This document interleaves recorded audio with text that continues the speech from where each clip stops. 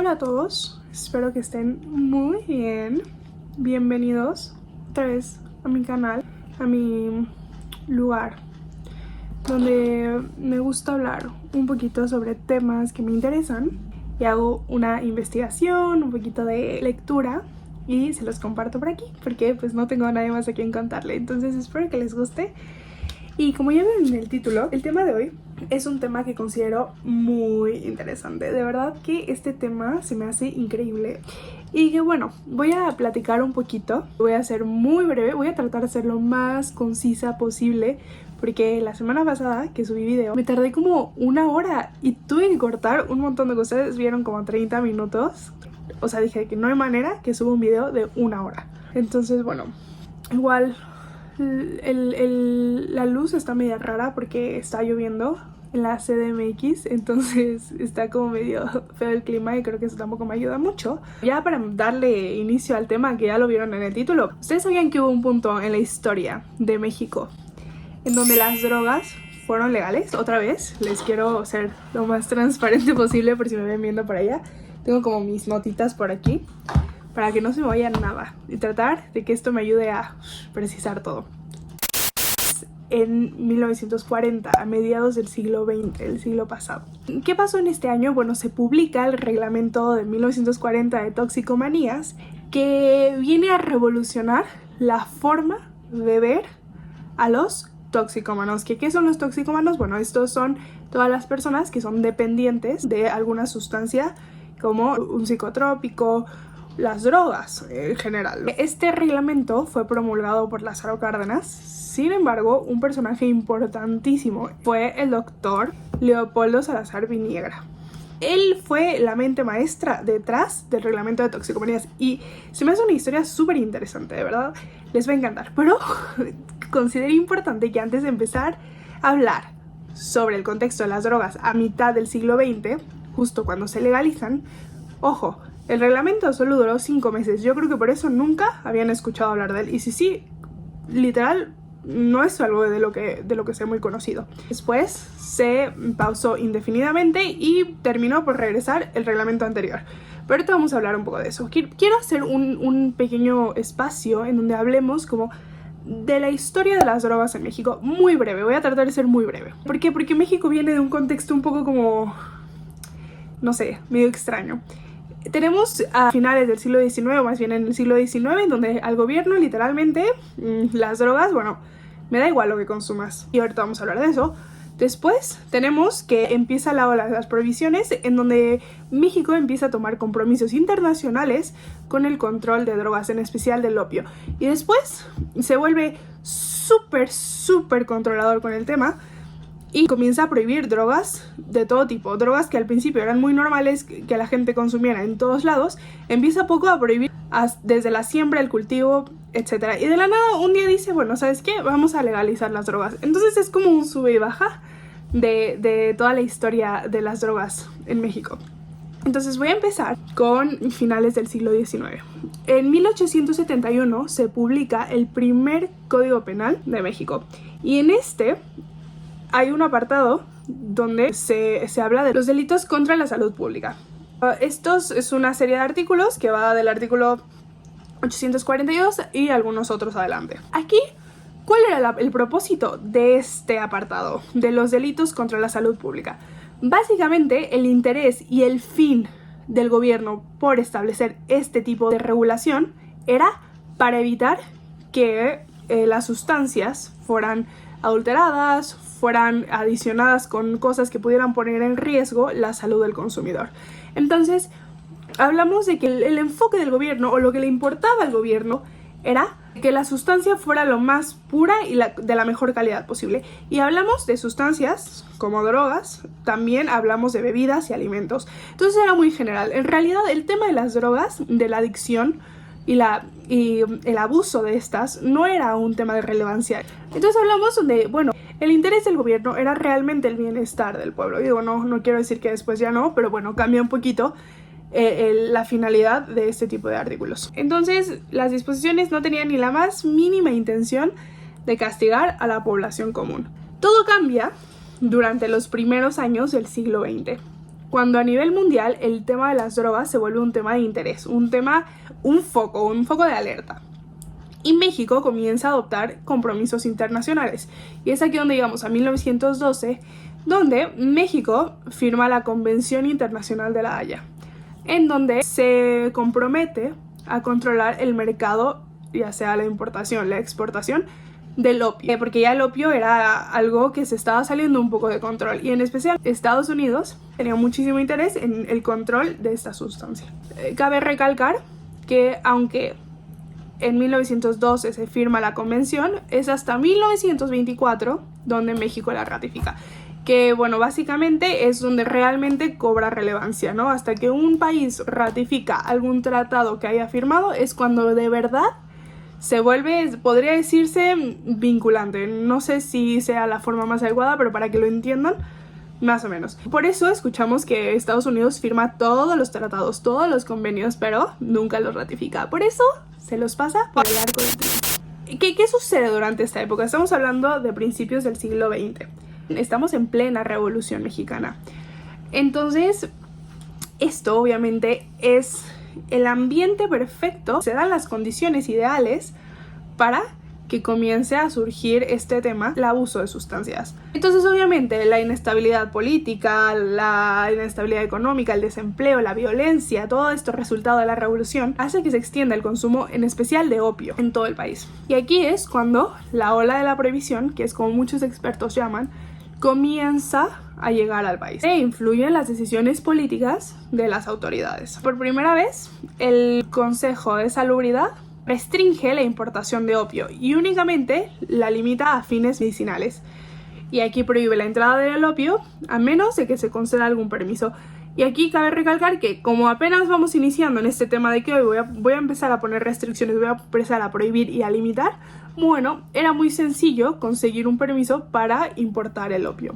No era algo tan complicado, pero cabe recalcar que se tenía que hacer. Se tenía que seguir un procedimiento para poder importar opio. Y esto solo, en específico, el opio para fumar.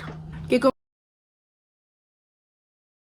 comienza a voltear la moral de las personas y decir, como sabes qué, todo aquel que consuma drogas es pobre, es violento, es delincuente, es todo lo que está mal. Es la degeneración de la raza, que es una frase que vamos a escuchar muchísimo en los discursos políticos de la época. Que el consumo de drogas es un retroceso a la evolución humana. ¿Y por qué? Porque obviamente el consumo de drogas se asocia con inhibir la moral. El consumo de drogas se asocia con la delincuencia. Entonces se vuelve esto en donde todos esos grupos, cabe recalcar que son grupos por lo regular marginados, grupos vulnerables y grupos oprimidos. Son todos esos sectores desempleados que viven en situaciones de pobreza extrema, situaciones que los ponen en una posición en donde muchas veces recurrir al consumo de estas pues es algo a lo que están expuestos y lo que es muy común.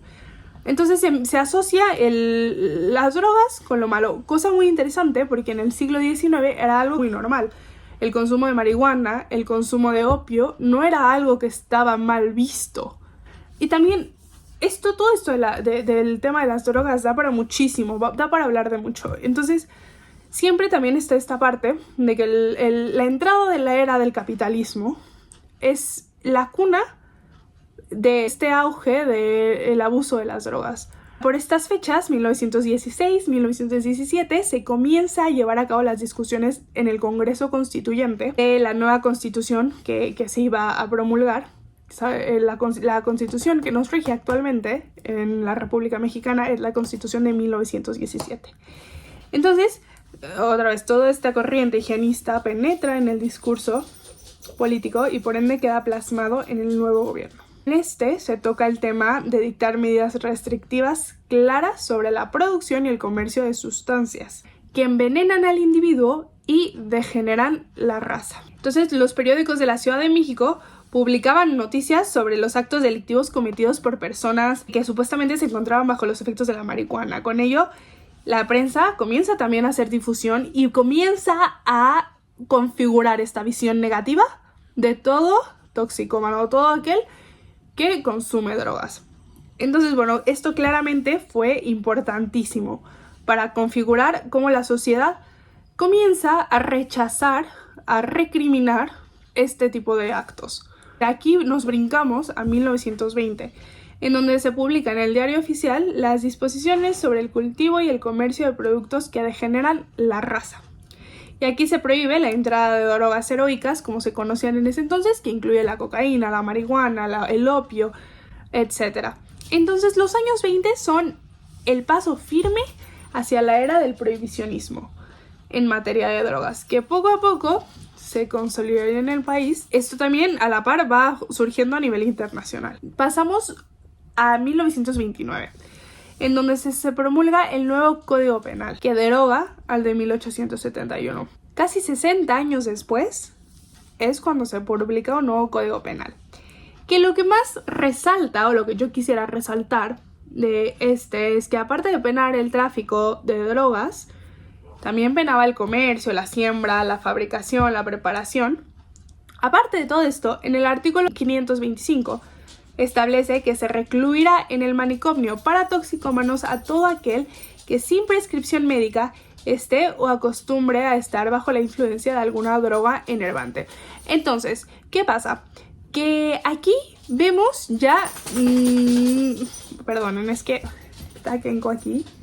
Es un perrito bien bonito. Miren. Les voy a enseñar. Kenko. Hola. ¿Sí se ve? Bueno, ahí está Kenko.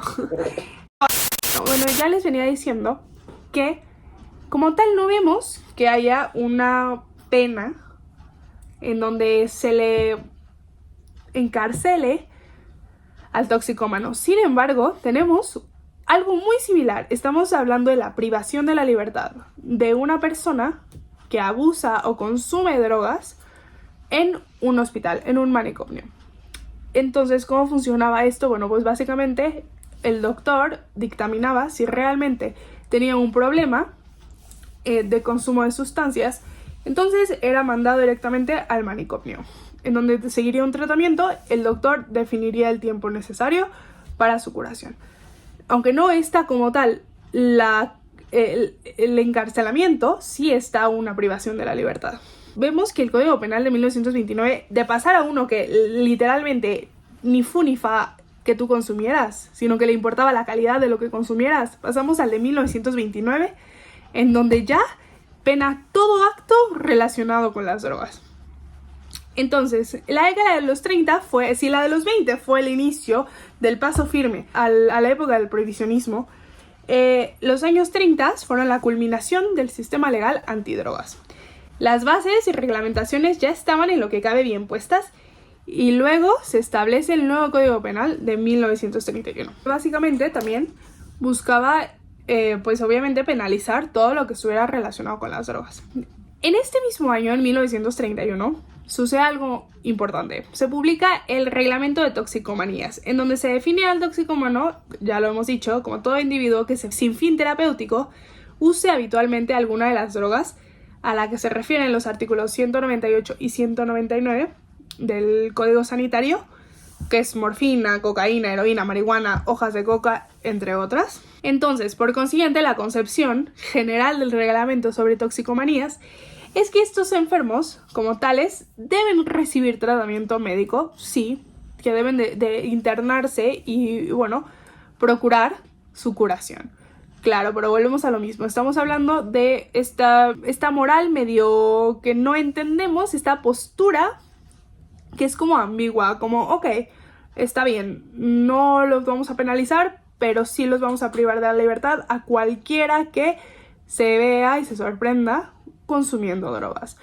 Y cabe recalcar que también existe una policía especializada encargada de atacar todos estos delitos, de aprender, de arrestar a todo aquel que consuma drogas. Entonces, hay una época de violencia, obviamente, donde se ve que el gobierno no está como que en la mejor de las disposiciones por curar al individuo, sino más bien por limpiar a la sociedad.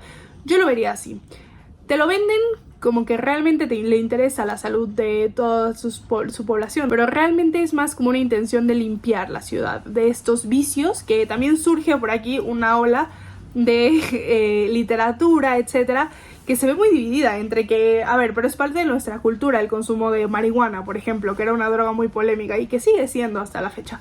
Pero el marihuana es parte de nuestra cultura por esto, por esto y por esto, pero también está la otra parte en donde la rechazan, en donde la pintan como lo peor de este mundo. Entonces es muy, muy divertido, bueno, no sé si es divertido, pero muy interesante entender como esta doble visión y cómo el gobierno te vende esta idea de que no, es que quiero que te recuperes, pero realmente es más un intento por limpiar a la sociedad, quitar lo anormal, lo que ellos han considerado y han establecido como lo anormal, porque lo normal es que seas un ser funcional, que seas un ser íntegro obviamente para función del capitalismo, porque el capitalismo quiere mano de obra funcional, no quiere todas estas personas que se desintegran del mercado laboral porque no están en condiciones, porque así lo determina la sociedad. Entonces, bueno, eso es también muy relacionado, esto es muy a grandes rasgos, pero también es un tema que da para mucho más. Entonces, bueno, terminamos con un poco de la historia, que ya me llevé muchísimo tiempo, pero quiero hablar ahora de la legalización, que es a lo que vinimos, que es lo interesante, que a ver qué pasó con la legalización de las drogas.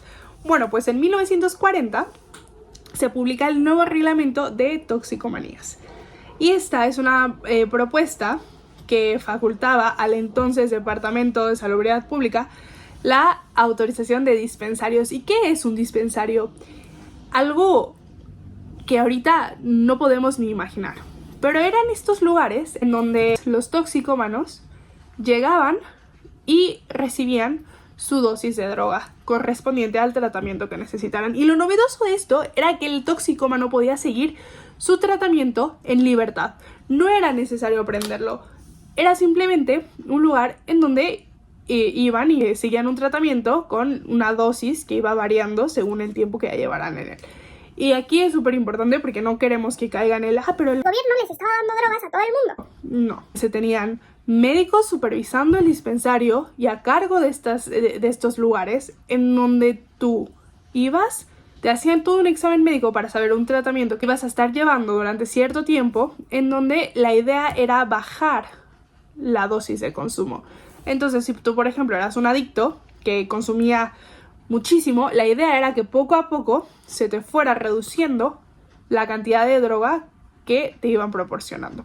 Entonces todo era un sistema muy bien hecho y esto estuvo a cargo del doctor Leopoldo Salazar, como les comentaba. Increíble, una mente, wow. Él lo que luchaba era por cambiar el estigma y dejar de ver al toxicómano como un delincuente, como un criminal, y empezar a verlo como un enfermo que necesitaba ayuda.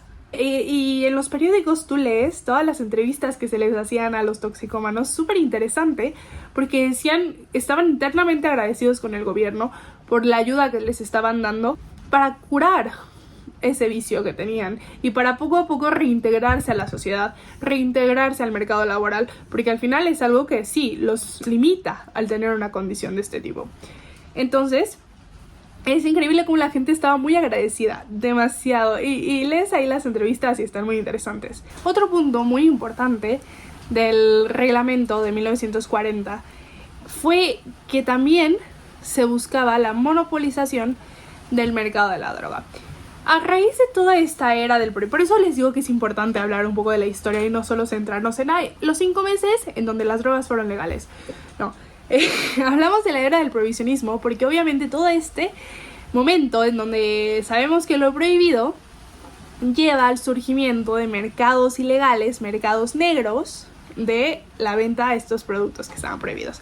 Entonces el tema del narcotráfico comienza a surgir y no era tanto, o sea, en ese momento no se conocía como narcotráfico, ni hasta la fecha ninguno de nuestros reglamentos aquí en México ni de nuestras disposiciones legales, nada menciona la palabra narcotráfico. Sin embargo, en ese momento el mercado ilegal de las drogas era algo que estaba surgiendo y estaba cobrando fuerza. Entonces también este era un intento de controlar el surgimiento del mercado negro y por medio de la monopolización del mercado de la droga que lo iba a tener el gobierno. El Estado iba a tener el completo control de la venta de estos productos que se estaba saliendo de control. ¿Por qué decimos que lo monopolizaba? Súper interesante cómo el gobierno, por ejemplo, vendía 1 gramo de morfina en 3,20 pesos. Mientras que en el mercado negro, 1 gramo de morfina podía llegar a costar de 45 a 50 pesos. 16 veces más caro, literalmente. Entonces, y ojo, ahí contando que el gobierno buscaba que obviamente los productos o la droga que ellos vendieran, porque literalmente no te la regalaban, tú la tenías que comprar. El tratamiento tú lo comprabas, sin embargo eran precios, como les digo, extremadamente accesibles, porque era literalmente al costo. El gobierno no ganaba nada de eso. Entonces, la droga que te vendía el gobierno era de lo más pura, y la droga que conseguías en 16 veces más cara estaba diluida con lactosa, carbonato de calcio, quinina, un montón de cosas que le ponen, obviamente, para hacerla mucho más rentable, y esto también es muchísimo más perjudicial para la salud. Considerando la pureza que tenía 1 gramo de morfina que te vendía el gobierno en un dispensario, podría llegarse a decir que ese mismo gramo en el mercado negro costaría alrededor de 500 pesos. Es 1 gramo que te vendían en 3,20. A mí me sorprendió, me voló la cabeza. El doctor Leopoldo Salazar, que es quien les digo que es la mente maestra detrás de todas estas reformas, él era el jefe de la Dirección de Toxicomanía e Higiene Mental del Departamento de Salubridad Pública. La visión que él tenía de los toxicómanos es que lo que permitió que se realizara el reglamento, dedicó su vida a la investigación del tema de las drogas y de los toxicómanos. Perdón si cambió el ángulo de la cámara, pero me quedé sin espacio. Bueno, continúo. Entonces, él hablaba del mito de la marihuana, que es que a la marihuana se le habían atribuido muchísimas cosas negativas. La ciencia le había atribuido un montón de cosas malas que realmente no tenía. O sea, realmente la marihuana no era tan mala como te la vendía la medicina. Era abismalmente exagerado todo lo que se decía de ella. También él hablaba de cómo realmente no es que el consumo de drogas fuera inexorable de la delincuencia como se quería vender, que el consumo a fuerza tenía que ver con la delincuencia. Él quería cambiar esta perspectiva, y lo que realmente hacía que las personas consumidoras cometieran delitos eran los altos precios que obviamente el mercado ilegal manejaba. Entonces, obviamente, al tener una dependencia a una sustancia y un precio muy alto que tenían que pagar por ella, los llevaban a cometer este tipo de delitos. Entonces, no es que realmente el ser drogadicto fuera que a fuerza te ibas a volver criminal o era un efecto secundario, sino era más bien un efecto secundario de la prohibición, un efecto secundario de los altos precios que se manejaban, como ya hemos hablado aquí. Llegamos a un punto súper triste de esta historia, en donde el 7 de junio de 1940, exactamente 5 meses después de la publicación del reglamento de toxicomanías, el gobierno declaró que la escasez de cocaína, de morfina, de todas las drogas, debido a la guerra, porque recordemos que estábamos también en plena Segunda Guerra Mundial. Pues como había escasez, no iba a funcionar el plan, no era sostenible, etc. Wow, está lloviendo fuertísimo y van a escuchar todo el ruido, pero... Bueno, declaran que la cocaína y la escasez de todo va a causar que se pause indefinidamente el reglamento de toxicomanías de 1940. Pero ¿qué es lo que realmente sucedió detrás de la cancelación de este experimento? Porque al final era un experimento para ver qué pasaba si se legalizaban las drogas o bueno, si se trabajaba con ellas para el cuidado de los toxicómanos. Lo que realmente pasó es que sí, efectivamente, la Segunda Guerra Mundial fue un punto muy importante porque Alemania y las farmacéuticas alemanas eran uno de los principales distribuidores de estas drogas a México. Sin embargo, también lo era Estados Unidos. Y Estados Unidos, obviamente, como que no le gustó mucho nuestra idea de, legalicemos las drogas, no estaba muy de acuerdo. Más bien, no estaba nada de acuerdo. Y dijo, ¿saben qué? Cancelen su plan, ahora. O voy a ver la necesidad de llegar a medidas drásticas. Y eso hizo, porque México le decía, ¿sabes qué? Este plan está funcionando de verdad. Nos está dando muchos mejores resultados que el reglamento que se tenía anteriormente, que la legislación que regía anteriormente. Esto de verdad está funcionando. Estados Unidos dijo, no me importa, cancélalo por favor. No hicimos caso. Y bueno, Estados Unidos dijo, ¿saben qué? Bueno, voy a atender a una de mis enmiendas. Una de las muchas enmiendas que tiene Estados Unidos le permitió o le permite, en caso de que, por ejemplo, alguno de los países no se alinee con sus principios o con sus planes, pues puede recurrir al embargue de el comercio. En este caso, el comercio del opio, de la morfina, de las diferentes drogas que México necesitaba para llevar a cabo el plan. Entonces, obviamente, dejó de suministrarnos con estos productos y pues ya no teníamos ni de Estados Unidos ni de Alemania. Entonces, bueno, todo se fue a la mierda. Y ya, finalmente, nos quedamos sin drogas y sin plan. Entonces, 2 semanas después de que se había publicado que indefinidamente se suspendía el reglamento de toxicomanías de 1940, volvió a entrar en vigor el reglamento de 1931, que es el que tenía la legislación pasada, en donde todos los toxicómanos iban a ser aprendidos, arrestados y llevados a manicomios. Bueno, listo, eso fue todo. Espero que les haya gustado este video. Este tema es demasiado amplio y hay muchísimos puntos que me encantaría tocar. Y mientras hacía la investigación para este video, salían de que un montón de temas que dije de que, bueno, voy a agarrar esto, voy a agarrar el otro. Yo quería hablar muchísimo, me iba a extender un montón. Pero me contuve y dije que voy a hacerlo muy breve. Entonces, para muchísimo, tiene muchísimos vértices y vertientes de las cuales podemos hablar. Espero que les haya gustado. Lamento que pasé muchísimo tiempo hablando de la historia de las drogas en México y creo que sí me excedí un poco, pero creo que era importante. Entonces, bueno, cuéntenme si habían escuchado algo de este tema y si no, pues qué les pareció. ¿Se les hizo interesante? ¿Sabían realmente que México había legalizado las drogas en algún punto de su historia? Y eso es todo. Nos vemos la próxima semana. Chao.